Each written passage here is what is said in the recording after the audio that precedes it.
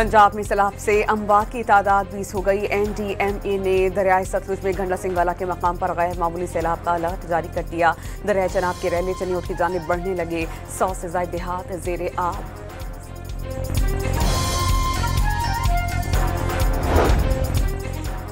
दरियाए रावी के सैलाब से ननकाना में सैकड़ों देहात डूब गए। साहिवाल में देहात और फसलें जेरे आब। सैलाबी पानी नारोवाल में दाखिल।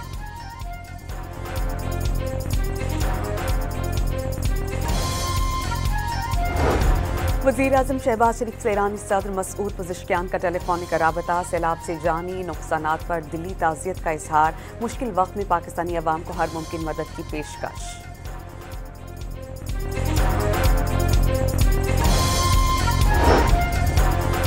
फील्ड मार्शल आसिम मुनीर का पंजाब के सैलाब ज़दा इलाकों का दौरा। दरबार साहब करतारपुर का फ़ज़ाई जायजा लिया। फील्ड मार्शल ने सिविल इंतजामिया और फौजी जवानों की मरबूत और अनथक काविशों को सराहा।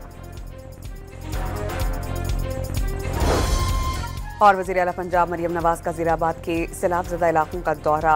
हुक्काम को इमदादी कार्रवाइयों में तेज़ी लाने की हिदायत। सियालकोट में सैलाबी सूरत हाल का जायजा लिया।